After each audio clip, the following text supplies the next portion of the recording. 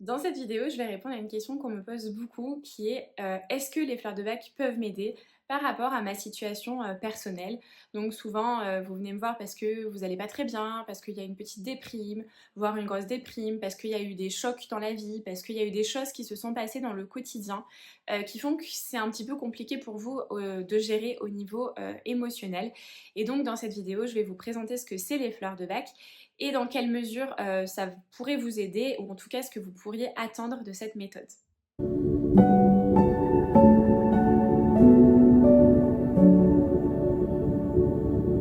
Je suis Marina Ponsol, conseillère agréée en fleurs de bac et en phytoaromathérapie. Et pour dire simplement ce que je fais, j'utilise les plantes médicinales et en l'occurrence les fleurs de bac pour t'aider à retrouver un confort de vie émotionnel et faire en sorte que tu puisses apprendre à mieux te connaître et que tout ce que tu vis au niveau intérieur, que ce soit émotionnel, au niveau des pensées et des comportements qui en découlent, puisse se faire avec un peu plus de fluidité, de légèreté et que tu puisses retrouver en sérénité. Alors la sérénité, on va en parler justement dans cette vidéo. Effectivement, donc parfois on peut, quand on va pas très bien, se poser la question de se dire est-ce que je devrais aller consulter, est-ce que je devrais aller voir quelqu'un. Et c'est là où en fait on a un éventail de possibilités. Je dirais la solution la plus connue, c'est d'aller voir un ou une psychologue, voire un psychiatre. Mais c'est vrai qu'il y a tout un pan de la santé naturelle, holistique. Il y a des méthodes plus ou moins énergétiques, il y a des méthodes plus ou moins qui vont travailler sur le corps, d'autres plutôt sur la parole, enfin bref, on a pas mal de choses. Et donc, en tout cas, moi, dans ce que je pratique, je vais parler de ce que je connais, puisque je suis conseillère en fleurs de bac. Les fleurs de bac peuvent faire partie d'un accompagnement, effectivement, quand on sent qu'au niveau psycho-émotionnel, c'est pas trop la grande forme. Donc déjà, qu'est-ce que c'est les fleurs de bac? Donc c'est une méthode qui a été développée dans les années 1930 en Angleterre par un médecin anglais qui s'appelait Edward Bach, d'où le nom des fleurs de Bach. En fait, au départ, c'était un médecin, somme toute, je dirais assez classique, qui a fait médecine et qui était spécialisé sur les problématiques digestives. Il a été aussi un grand passionné d'homéopathie, donc il a été homéopathe, il était bactériologiste. Et en fait, il s'est rendu compte au fur et à mesure de sa pratique que pour une même pathologie et donc un même traitement associé, ces patients ne guérissaient pas de la même manière. En fait, il s'est rendu compte qu'il y avait quand même beaucoup d'autres choses que juste un traitement qui se passait en fait, et notamment, on va dire, l'état émotionnel, la manière de faire face à justement l'annonce d'une maladie, à un traitement, et puis tout ce que ça pouvait venir changer et venir réveiller à l'intérieur de soi. Donc en fait, c'est un médecin qui avait et qui a toujours eu en fait une vision très holistique de la santé, dans le sens où on n'est pas que un corps et qu'on n'est pas que un symptôme, mais on est une personne dans toute sa globalité, avec certes le corps physique, avec certes les symptômes, mais aussi avec des émotions, des pensées, des manières de réagir, des manières de se comporter qui se différencient d'une personne à l'autre. Et donc petit à petit, c'est un petit peu cet état d'esprit-là qui va le faire se détacher de la médecine allopathique. Lui aussi, il pensait notamment que juste soigner le symptôme, c'était pas ça qui allait guérir en profondeur la personne. Il avait vraiment cette vision de revenir aux causes profondes et vraiment faire l'effort de s'intéresser à un patient pour pouvoir lui apporter un confort. Donc, on va dire qu'il va quitter le monde de la médecine allopathique pour développer sa méthode autour de fleurs. Donc, fleurs de bac, ça veut dire que quasi, il y en a 38. Les quasi 38 sont en fait les fleurs d'un arbre ou d'un buisson qu'on utilise. Et donc, en fait, dans son idée, il y avait aussi de léguer une méthode qui puisse être facile d'utilisation. Sa vision, c'était de se dire, ok, tout le monde a des émotions, tout le monde a un corps émotionnel, et pourtant tout le monde galère à vivre ses émotions.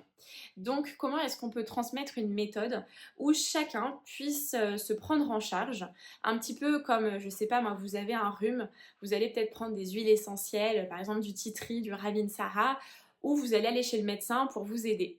Eh bien, pourquoi est-ce qu'au niveau des émotions, on ne ferait pas pareil et on n'aurait pas justement on va dire, des remèdes associés? Et donc, c'est ce qui va faire que, effectivement, il va développer cette méthode-là, qui repose du coup sur deux mots-clés, l'auto-assistance et la simplicité. Il y a vraiment un but dans cette méthode de ramener de la simplicité dans un processus où justement en général c'est pas très simple de, on va dire, gérer ses émotions, bien vivre ses émotions. En général, on est un peu en mode galérien. Je sais pas ce que vous en pensez, mais en tout cas, que ce soit moi ou des personnes que j'ai eu l'occasion d'accompagner, bah forcément, quand on regarde un petit peu ce qui se passe à l'intérieur, c'est pas toujours si simple, si évident. Et donc, du coup, l'idée de cette méthode, c'est de ramener de la simplicité dessus. Et c'est aussi de se dire via l'auto-assistance, ben, en fait, on a toutes et tous des émotions, donc autant apprendre à bien les vivre et de se dire, en fait, se remettre au centre du processus de soins. Ça, c'était quelque chose de très important pour le docteur Bach, de justement se replacer au centre quand on a une problématique et pas forcément dépendre que d'un médecin. Alors bien sûr, on écoute l'avis d'un médecin et bien sûr, on va suivre les traitements qu'il va nous proposer, mais c'est dans cette idée aussi de soi-même se remettre vraiment au centre de ce qui nous arrive et peut-être d'avoir des clés de compréhension justement sur ce qu'on est en train d'expérimenter à travers par exemple la maladie. Donc, auto-assistance et simplicité, et ça c'est quelque chose que nous en tant que conseillers et conseillères agréés en fleurs de bac, on essaye aussi de faire de la pédagogie dessus et on essaye en séance normalement de vraiment donner toutes les clés à la personne pour qu'elle arrive à mieux se connaître, à mieux se comprendre et aussi pour qu'elle puisse se dire ah en fait, puisque je comprends un peu mieux ce qui se passe, bah, je redeviens autonome sur ma santé, sur mes émotions. Et par exemple, je vais savoir que la fleur de la culpabilité, c'est celle-ci. Ou que telle fleur par rapport à cette angoisse que j'ai, ça va plutôt être celle-ci. Et donc voilà, c'est vraiment cette idée de transmission aussi. Et du coup, cette chaîne YouTube s'intègre parfaitement dans cette idée aussi de vulgariser ça et de vous permettre à vous aussi d'aller vers de l'auto-assistance et de la simplicité. Donc voilà, ça en gros c'était pour ce que ce que c'est les fleurs de bac, comment ça a été créé. Et donc effectivement maintenant je vais répondre à la question de est-ce que ça peut être adapté pour mon cas de figure à moi ou pas. Ce qu'il faut savoir en fleurs de bac, c'est que l'idée, et d'ailleurs ce vocabulaire nous est complètement prohibé parce qu'on n'est pas médecin, l'idée n'est pas de guérir d'une maladie ou de guérir de ses émotions. L'idée, ça va être de proposer un processus d'accompagnement et de transmission de choses pour que vous arriviez à mieux vous connaître et pour qu'on puisse faire redescendre d'un cran les émotions. Ça, c'est hyper important. Le docteur Bach considérait que si on ressentait telle ou telle émotion ou telle pensée, eh bien c'était parce que ça avait une signification, ça avait une utilité. Donc on ne va pas arrêter ça. Donc en fait, en fleur de bac, on n'enlève pas l'émotionnel, c'est pas vraiment la pilule magique où d'un coup on sent plus rien. Par contre, on va venir faire redescendre d'un cran, on va venir, si vous voulez, réharmoniser, rééquilibrer pour que l'anxiété, le stress, la culpabilité, la jalousie, la colère, la tristesse, enfin peu importe le type d'émotion, puisse être plus facile pour vous à traverser. Donc c'est-à-dire en fait votre mélange de fleurs de bac, on peut le voir comme une sorte de tremplin pour vous permettre de dépasser l'épreuve en cours et de continuer par la suite votre chemin de vie. Également, ce qui est important de préciser, c'est que la méthode des fleurs de bac est et restera toujours une aide au niveau psycho-émotionnel. En ce sens, on ne s'occupe pas de la sphère physique et des maladies. Et ça, c'est hyper important à dire puisque aujourd'hui, il y a quand même pas mal de courants différents et pas mal de publicités qui circulent, par exemple, sur les fleurs de bac et la perte de poids, les fleurs de bac et la ménopause, l'endométriose, enfin, ce genre de thématiques-là. Et sachez que c'est en grande partie mensonger, puisque les fleurs de bac n'ont jamais eu pour intention de s'occuper de la sphère physique et n'a jamais eu pour intention non plus de guérir. Donc attention à parfois les intentions plus ou moins bien placées qu'on pourrait entendre sur l'idée que les fleurs de bac guérissent de quoi que ce soit. On n'est pas du tout là-dedans. Par contre, si vous cherchez une méthode qui vous aide au niveau des pensées, des émotions associées et des comportements qui découlent de tout ça, si vous cherchez une méthode pour arriver à mieux connaître, mieux comprendre ce qui se passe à l'intérieur de vous, là oui, on est tout à fait capable de pouvoir vous accompagner. Et je dirais même qu'on peut aussi accompagner d'un point de vue psycho-émotionnel n'importe quel type de maladie. C'est-à-dire que par exemple, si vous avez un cancer, une maladie auto-immune, une maladie chronique, un problème de peau ou que sais-je, on ne va pas s'occuper des symptômes, on ne va pas s'occuper de la sphère physique, on laisse faire les médecins pour ça qui sont bien plus doués que nous pour le faire. Par contre, on va pouvoir accompagner tout ce que ça peut générer en termes émotionnels. Effectivement, il peut y avoir un choc quand on nous annonce par exemple une maladie.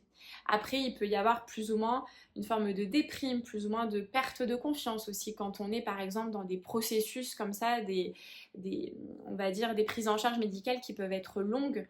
Ça peut générer d'ailleurs de l'impatience. L'impatience est une émotion qui correspond à une fleur de bac aussi. Donc vous voyez, en fait, ça peut accompagner des épreuves, on va dire, physiques que vous vivez, mais en restant sur cette sphère de ok, comment est-ce que je peux rapporter de la sérénité, comment est-ce que je peux faire prendre soin de ce qui se passe à l'intérieur de moi au niveau émotionnel. C'est vraiment ça l'idée des fleurs de bac. Et donc, une fois qu'on a compris ça, en soi, on peut vraiment accompagner n'importe quel type, on va dire, de problématique. On ne promet pas pour autant monts et merveilles. Hein, il y a plein de techniques qui sont fabuleuses. Je ne suis pas du tout en train de dire que les fleurs de bac, c'est la meilleure chose à faire, ni que ça va solver tous vos problèmes. Mais je suis en train de dire que ça peut venir faire soutien à un moment ou à un autre de votre parcours de vie et de ce que vous expérimentez. Si vous avez un cas pratique, une question précise sur est-ce que dans tel cas les fleurs de bac pourraient m'aider, n'hésitez pas à les poser en commentaire. Il y a quelque chose aussi auquel je pense qui me paraît hyper important à dire, c'est que même si on agit sur la sphère émotionnelle, tout ce qui va être problématique psychiatrique, et d'ordre vraiment de pathologie mentale, clairement on n'est pas forcément les meilleurs et je préfère pas trop m'avancer dessus parce que notamment, en tout cas quand on est conseillère agréée, on n'est pas formé pour accompagner spécifiquement ce type de public là. Donc les fleurs de bac pourraient faire soutien au niveau émotionnel, mais si c'est vraiment psychiatrique, probablement qu'une psychologue sera beaucoup plus habilitée ou psychiatre pour vous accompagner. Donc ça, c'est ce que je voulais vous dire par rapport à cette branche un petit peu psychiatrie. On n'est pas non plus psychologue. Et justement, je voulais terminer cette vidéo par un exemple personnel pour dire qu'en fait, c'est très complémentaire et qu'on ne marche pas du tout sur les mêmes plates-bandes en fait.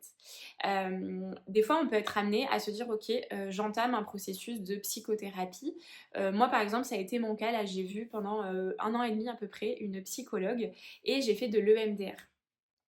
Et donc du coup, cette psychologue, elle m'a énormément aidée, entre guillemets, pour retravailler un traumatisme et pour remettre les informations dans les bonnes cases. Donc vraiment pour refaire un travail vraiment au niveau psychique de réagencement des informations, on va dire ça comme ça. Et en l'occurrence, toutes ces études à elle, tout ce qu'elle m'a apporté, c'était profondément bénéfique. Par contre, c'est vrai que parfois, après des séances EMDR qui étaient un peu intenses, puisque donc l'EMDR, ça vient retravailler des traumatismes, ça a notamment été développé pour les traumatisés de guerre, mais ça vaut pour n'importe quel type de traumatisme que vous avez pu vivre.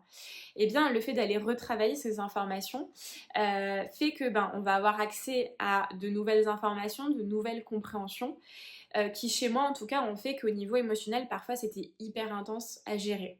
Et donc j'ai eu comme ça, après certaines séances, des élans de colère, de grande tristesse, de choc, de culpabilité, enfin il y a eu pas mal de choses qui se sont mélangées et qui peuvent se mélanger comme ça en psychothérapie évidemment, il y a des choses qui vont réémerger. Et donc justement, moi les fleurs de bac ont été d'un grand soutien pour moi. Et je sais que j'ai des clients qui justement voient aussi des psychologues et qui viennent me voir moi pour vraiment, on va dire, permettre de solidifier un petit peu et d'apporter une sorte de cadre aussi rassurant par rapport à tout ce qui est vécu. Parce que voilà, ça peut parfois un petit peu déboussoler. Donc en ce sens, si vous vous posez la question, est-ce que j'aurais plutôt aller voir une psy ou plutôt faire fleur de bac ou plutôt que sais-je, il n'y a que vous qui pouvez savoir déjà, mais aussi sachez que ça peut être très complémentaire et que ça peut faire partie, dans le cas d'une psychothérapie, de prendre aussi des fleurs de bac. C'est pas du tout contre-indiqué. Voilà, donc il y aurait plein d'autres exemples qu'on pourrait donner. En tout cas, je pense que ce qu'il faut retenir, c'est que les fleurs de bac, c'est vraiment une méthode très intéressante si vous avez à cœur d'avoir une meilleure connaissance de vous, d'aller vers de la simplicité, de l'auto-assistance dans ce que vous vivez, Tout simplement aussi si ce que vous ressentez là c'est trop fort et que vous avez besoin un petit peu de faire redescendre la pression d'un cran. Les fleurs de bac vont être assez efficaces pour ça. Et puis voilà, pour le reste, si vous avez des questions, je vous laisse les poser en commentaire.